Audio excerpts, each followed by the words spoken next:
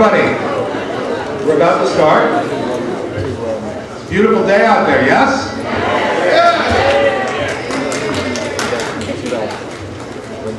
To start our program today, it's my pleasure to introduce the Executive Director of Developmental Disabilities Institute, Mr. John Lassard.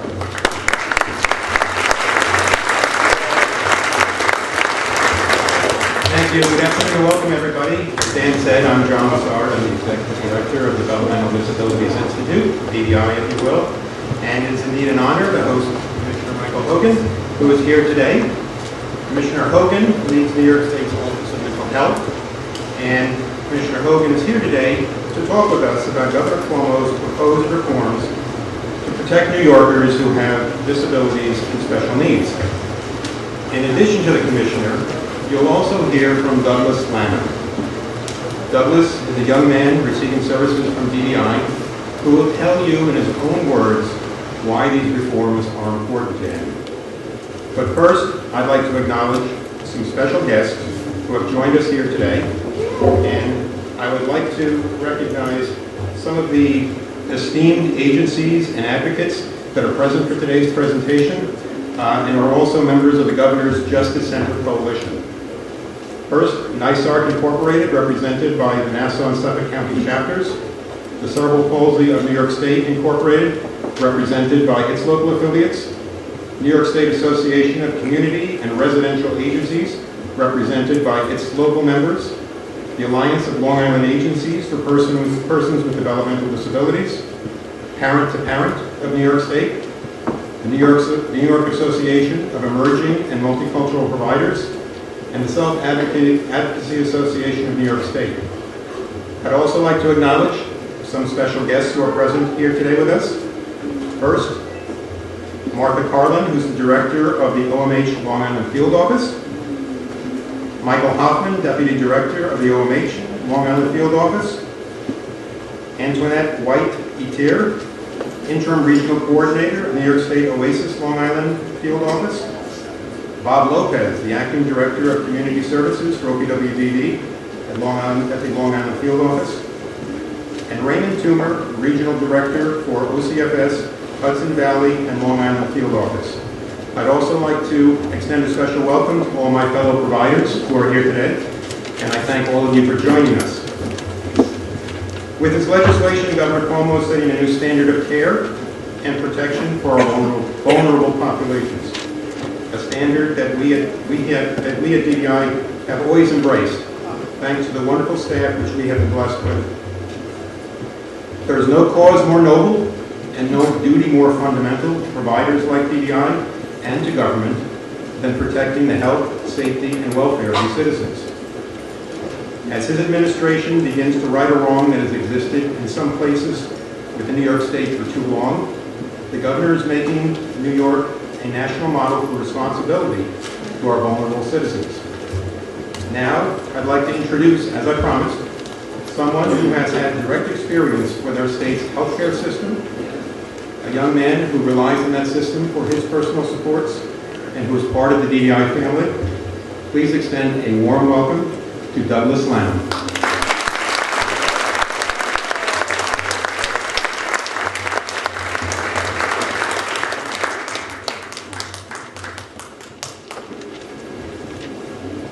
Good afternoon. My name is Douglas, and I am a self-advocate at DDI's River Day and pre-vocational program. My staff helped me to learn and practice job skills to enable me to get a job. Many people with disabilities rely on staff to help me too. Sometimes staff hurt the people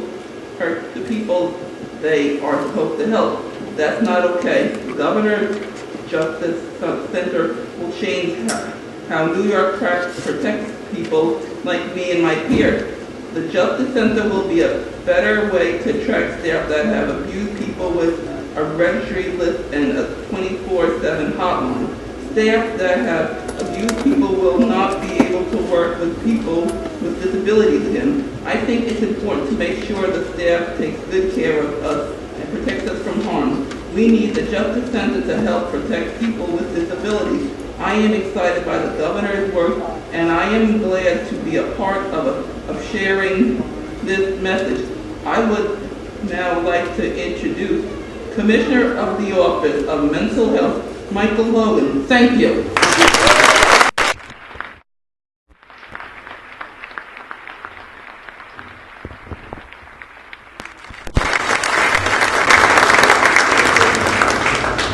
Thank you, Douglas. I maybe don't need to give my talk after that. If we had more self-advocates and peer advocates like Douglas, perhaps the bold steps that the governor had taken wouldn't be quite so necessary. Your remarks were terrific. I want to acknowledge a couple of other public officials who are here, starting with Assemblyman Mike Fitzpatrick.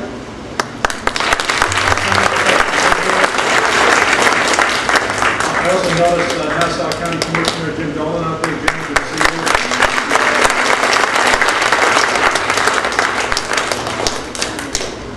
It's always a little dangerous to give a bureaucrat one of these things when they haven't received adequate training. So I'm going to push a button and see what happens here.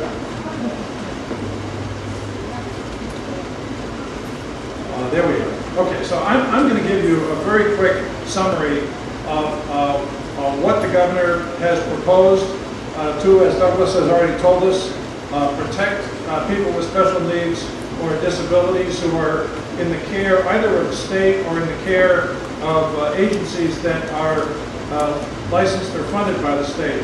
I must say that I want to appreciate John and Dan and all the staff at DDI for hosting us here.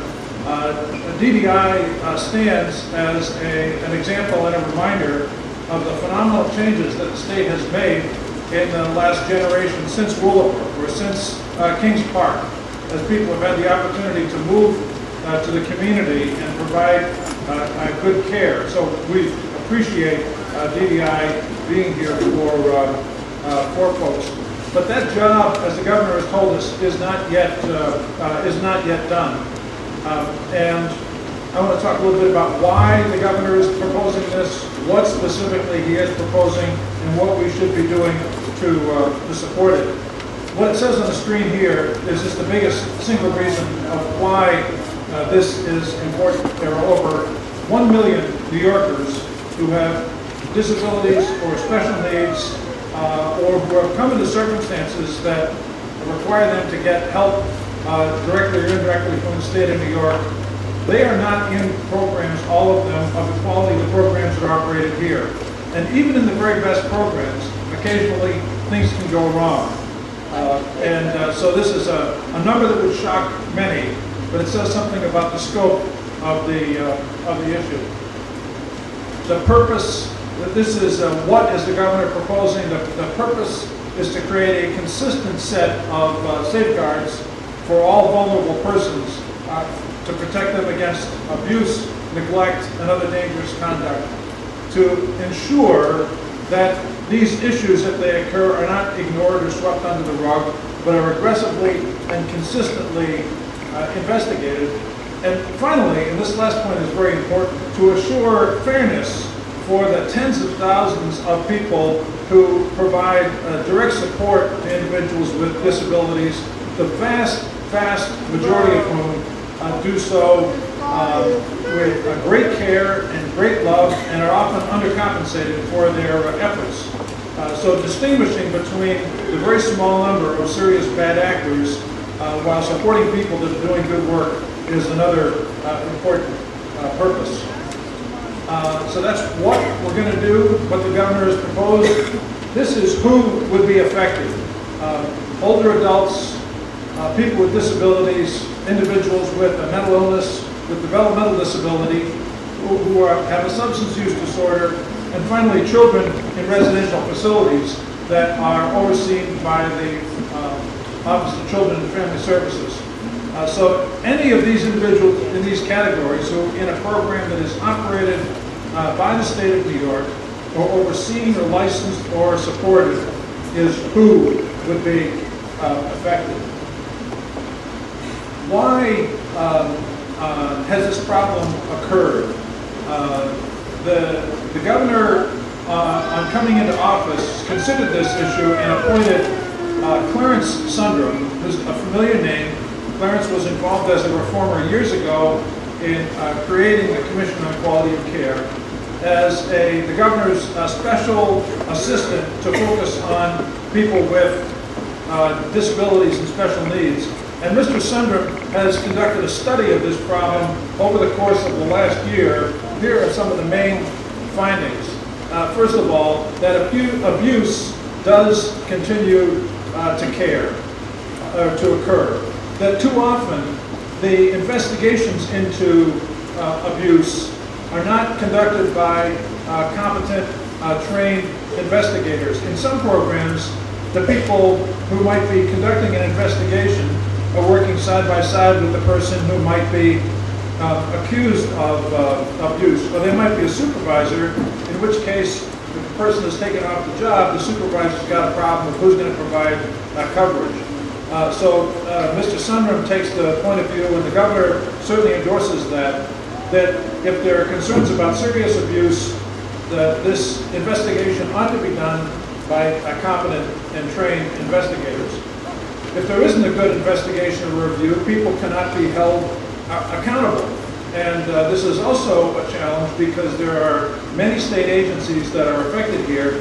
The guidance given by the different state agencies is not necessarily consistent, one field to another field. So providers, and many providers, might be delivering services for several different, or regulated by several different state agencies, possibly with conflicting guidance. And that is not a way to protect people. The reporting requirements are not clear. You know, if somebody is in a, let's say, an OCFS and an OMH program that's licensed by both, who do you report to? What are the requirements? Who are you going to call? That needs to be made more clear. And finally, the laws and the standards have been inconsistent. This is just a complicated slide. It is actually in Mr. Sundram's report, which he submitted to the governor, looking at the requirements for reporting incidents in different state agencies. And what we see is that there's a considerable amount of variance across all the different state agencies and across different programs, which means that people with disabilities or special needs might have different levels of protection in different state agencies, which is not right. This goes in more detail to what does the governor's proposed legislation do. And I'm going to go through each of these points in just a little bit more detail here. So first, to create a standard definition of abuse or neglect. The definition of abuse or neglect is going to be made much more specific, and it's going to be consistent across all these different state agencies. It would include, obviously, physical, sexual, or psychological abuse, inappropriate use of restraints to hold or tie people down, use of aversive or painful conditioning, obstruction of reports or abuse or neglect. This is important. Somebody who gets in the way of reporting of abuse is going to be treated as if they're an abuser. And this has got to be opened up. And finally, unlawful use or administration of a controlled substance. A controlled substance basically means a drug. The single most significant thing that the governor's proposed legislation does is to create the Justice Center for persons with special needs. The Justice Center is going to be a new independent agency that will have these duties that we see here. It will operate a single statewide 24/7 hotline with a single number that anybody in the state connected with any of these agencies can call. So no problem anymore of knowing where to call, which agency do I call. You call the Justice Center. The Justice Center will have prosecutorial authority to take action against abuse and neglect. What that means is that the Justice Center is almost going to be like a district attorney for people with special needs. Now, the district attorneys, there might be some concern that this would be seen to undercut the district attorneys, but many of them have come out in support of this because they understand that these are circumstances that require a special talent and training in order to do an investigation. how to communicate to people, how to be sensitive to their needs, but get to the bottom of what has happened. The Justice Center will create or house a single registry of individuals found responsible for egregious, that means serious or repeated acts of abuse and neglect. So there'll be one registry, not a different registry in different state agencies. One of the problems that Mr. Sundman found is that an individual who might have been found guilty of abuse over here couldn't work in that system anymore, so they went to work over here. And we didn't have one place to check to make sure that they were not somebody with a history of abuse, and so they were hired in the other place and they might have done it again. So the different registers that have been created around the state are going to be housed in one agency, the Justice Center. The Justice Center will also absorb the functions of the CQC. The CQC is the Commission on Quality of Care for Persons with Disabilities. It is not going to go away. It's still going to have its responsibilities to police the different programs and agencies, but it's going to be absorbed into and operate as part of the Justice Center. And finally, to develop a code of conduct that everybody sees up front when they are employed, and a set of protocols for investigation. One of the important aspects of this proposal is that it's going to draw a bright line between serious and egregious acts of abuse and less serious things where somebody might have been injured inadvertently or despite an individual's best actions, that is not going to be treated the same way. One of the governor's goals here is to create a bright line so that somebody who willingly, consciously hurts a person psychologically or physically who's in the state care is gone. They're gone from that job, they're prosecuted if that is deemed appropriate, and they're on this registry so they're not going to work again in a different area. One of the other things the governor's proposal will clean up is that this is complicated, but if you work in the field, you might understand this. One of the challenges we've had with Jonathan's Law, which was an earlier effort to address this, is that some people ended up on a list as being potentially a bad person when they had done something that was relatively minor or wasn't even proven. We want to get rid of that and have the prosecution and the immediate firing for people who commit serious or repeat acts of abuse. The governor's proposal would strengthen and clarify the laws. It will make it much more explicitly clear that sexual activity between staff and residents is a per se problem of abuse. There's no way it can be condoned. There's no way it can be appropriate when there's a power relationship that exists between staff and residents or consumers. And the proposal will also strengthen the statutes that make abuse a crime, allowing for prosecution. As I said before, the Justice Center will consolidate the different reporting requirements that occur that are different in the different agencies. Some agencies don't have any adequate background check requirements. That's all going to be in one place, accessible to everybody. This last point is something the governor feels very strongly about. There have been some individuals in the provider community who have had a concern at this point, but I want to speak to why the governor thinks that this is so important. The legislation will make that it will put nonprofit and non-state entities on the same footing as state entities with respect to the reporting of incidents of abuse. In other words, the records that relate to abuse and neglect are going to be subject to freedom of information requirements, which are going to shine a little bit of light on this. As I said, some people have been concerned about this, but I would argue that the governor's position on this is right for several reasons. One is the governor sees this as a civil rights act. This is not something that is going to be allowed to take place in secret anymore. We're going to bring it out into the open. And the other thing that I would mention about this that's been learned in the field of medicine is that the best response when somebody is injured is to have right away a face-to-face debriefing of exactly what occurred, and to say if necessary, we are sorry that this happened. That what people want when something bad has happened is they want straight information, they want it face-to-face. You know, they don't want it in a complicated written report. They want to understand what happened, and they want to know that somebody takes responsibility. And I think what the governor proposes moves us in that direction. You can see that the entities that are affected are these state agencies, the alphabet soup of Office of Children and Family Services, Department of Health, Education Department, OASAS, Addiction and Substance Abuse Services, Office of Mental Health, and the Office of Persons with Developmental Disability. So both facilities that are operated by these state agencies and funded or licensed by them come into play here. And a final point that I want to make, which is a separate action that the governor is taking to strengthen oversight, is that New York has been criticized legitimately for having its protection and advocacy agencies sort of operate under the state's thumb.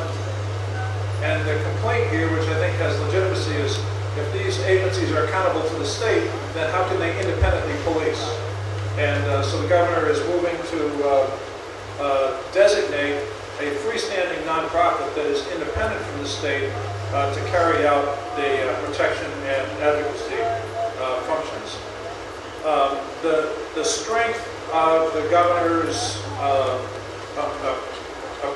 proposals here is evident in the fact that the state Senate already acted yesterday to approve this legislation.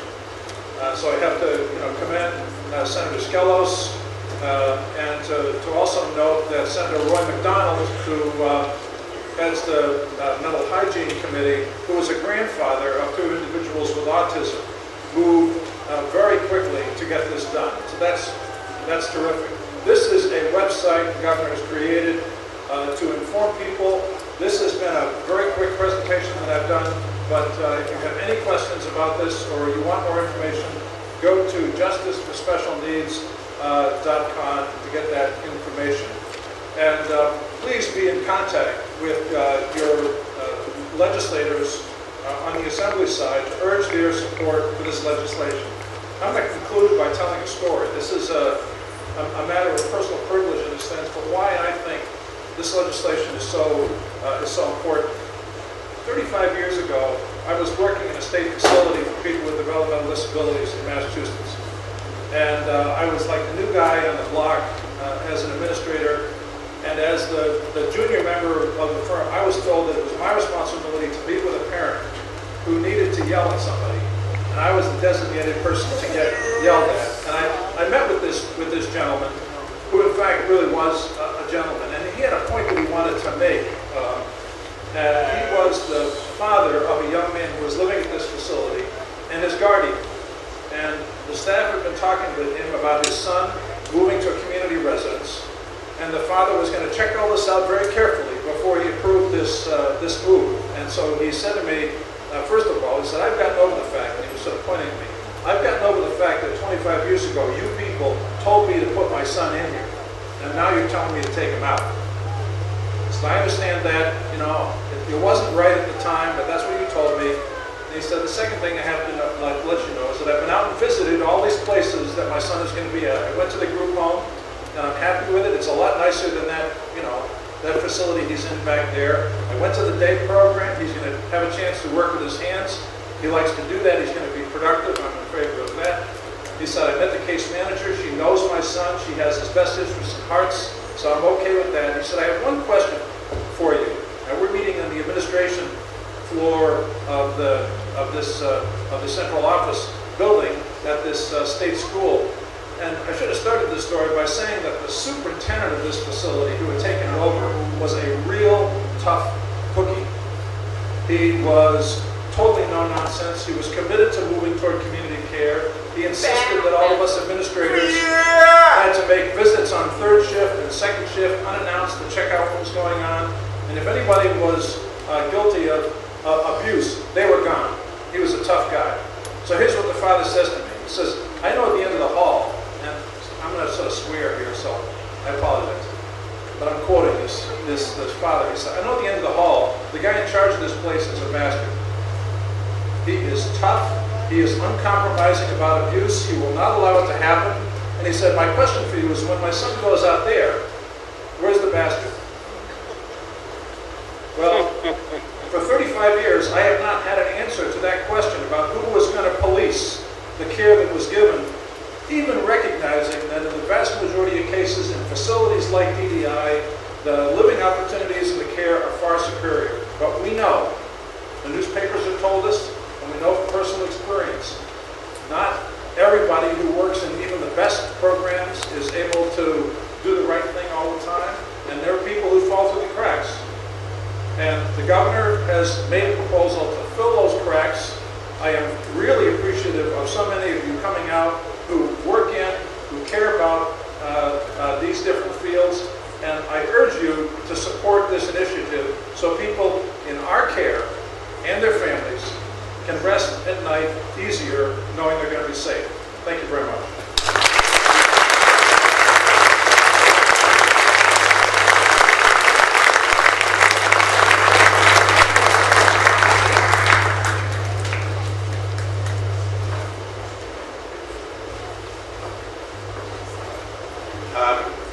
Commissioner Hogan said he would be willing to entertain any particular questions that there might be. So if anybody has a question or two that they would like to address to him about his presentation at this time. Yes, sir. My name is William Gilpin. Where does the benefits go to? I couldn't quite hear you, so let this... My name is William Gilpin. Where do the benefits go to? Where do the benefits go to? Uh-huh. Yes. Well, I think in this case, the benefits are to the people with disabilities and special needs who are going to know, and their families are going to know, they're a little safer, because there's not going to be tolerance for abuse that occurs. There's going to be one place to call, there's going to be one place to investigate, and this is not going to be tolerated anymore, so I think that's a benefit. Thank you. Thank you.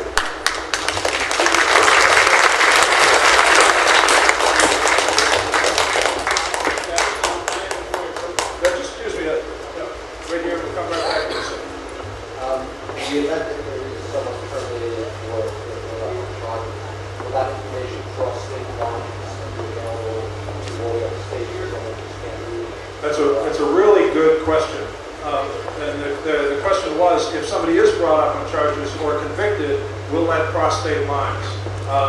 And the answer is that not yet, because no other state in the country has got an entity like the Justice Center. The governor's proposal here is the first in the United States.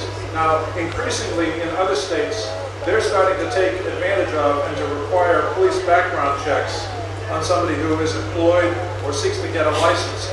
If the state does require a background check, that's going to show up in that individual's history, and they're not going to get that job. But frankly, what the governor proposes here is out in front of what many states are doing so far. We need them to catch up. Yes, sir. In the one bullet about strengthening of the law, the second bullet talking about strengthening the law is applied to people in a residential setting. But we have now, Yes. like 5,000.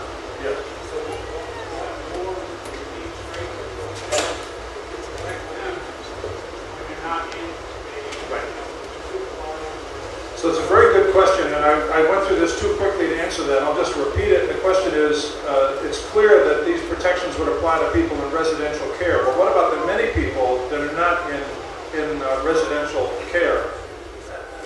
That's interesting, because Clarence Sundram's report focused on residential care. The governor's proposal goes beyond that.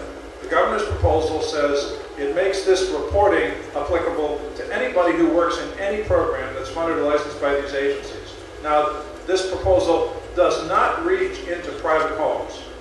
It doesn't do that. But it says that anybody who is a caregiver is responsible for reporting abuse. You know, that if bad things happen within a family, and sometimes they do, That's one thing, but that would remain up to the local district attorney and prosecutor to look at. The governor's perspective is we have to have a different standard when the care that's being delivered is paid for or provided by the state of New York. So the approach goes, I think that'll help in that regard. We can't solve all the world's problems in a day. Yeah, day programs, they're covered. Day programs are covered. Case management programs are covered. Something that happens in a clinic, that's covered. So it's not just residential, it's any human service program in these agencies. Yes, ma'am. When an incident happens, are agencies still in charge of the investigations, or will the justice center still in charge of the investigation? The question was, if an incident occurs, is the agency still responsible for an investigation, or does it go to the Justice Center? And the answer is, it is required to be reported to the Justice Center. Standard requirement, it goes to the Justice Center. Now, the Justice Center may look at that and say, this is not a serious investigation. This is something where we don't have to send our people out, and they will refer it back to the agency and say, you look at it and tell us what you found out, but we don't feel the need to take a look at it. So there'll be consistency in reporting to the Justice Center, but situations that are not so serious may still be investigated by the individual agencies. One more question here, ma'am, and then just a couple more, and then we'll break. The CQC, you said, will be acting under the umbrella of the Justice Center. So will that be the same way for the CQC representative come to the program, and then if need be, someone who supersedes them would come down? Is that what the chair knows? So the question was, the CQC is going to get moved into the Justice Center, and how will that affect the functions? And I guess the way that I would describe it is that the functions of the CQC are going to stay what they are, but anything related to abuse, enforcement, investigation is going to be handled separate from the CQC in the Justice Center. So the CQC may still, if they get a complaint about the quality of care, and it's not a situation that relates to abuse or neglect, they might come out and do a review of that. But if it's abuse or neglect, it goes to the Justice Center and they investigate it. That's sort of the right line. Maybe one question here and then a question over here. So with that in mind, will there be a complete communication move to a family? If the family makes a complaint to the Justice Center, will that Justice Center then get in touch with the family to complete the communication move or go to the agency? Well, it's a good question that I may not have the precise answer to. The intention is yes. And one of the requirements that is explicit, that strengthens that, is this requirement of, stuff is the transparency requirement. So that I believe the intent, I haven't read the fine print on this, is to absolutely loop back to the family to let them know what happened. But the family has a right to access to that information under freedom of information. So the short answer is yes. There might be a longer answer. Question over here. In regard to larger facilities like hospitals and nursing homes that utilize a thorough scrutiny process of root cause analysis to look at things that have gone wrong, is there a change in what will be discoverable and that process for hospitals? So the question is with respect to hospitals that already have, as part of their accreditation requirements, a performance improvement program. If you look at the fine print on the slide, you'll see that hospitals per se are not covered by this. Psychiatric hospitals, I believe, would be. Regular hospitals would not be. I think the governor and his staff, in looking at this, found out that there were too many conflicting federal requirements and we might screw it up if we extended this. So hospitals are continuing to be accountable to the federal government and to the State Department of Health. But this legislation is intended to apply to other programs that are regulated by the Department of Health. So I think we will move on now. The state officials who were introduced before, who were up here, you could reach out to if you have a question, or I'll be around for a few minutes that hasn't been answered yet. I want to really thank you for coming out. I want to thank you for the work that you do, and thank you for your support for what the governor is supporting.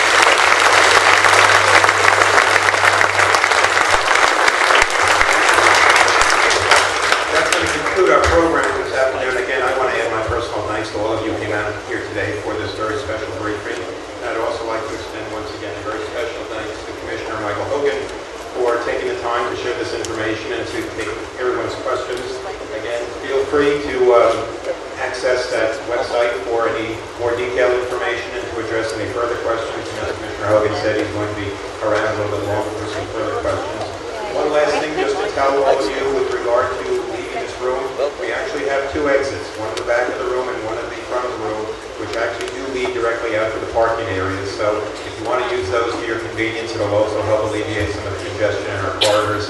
Again, thank you for coming today, and have a safe trip back.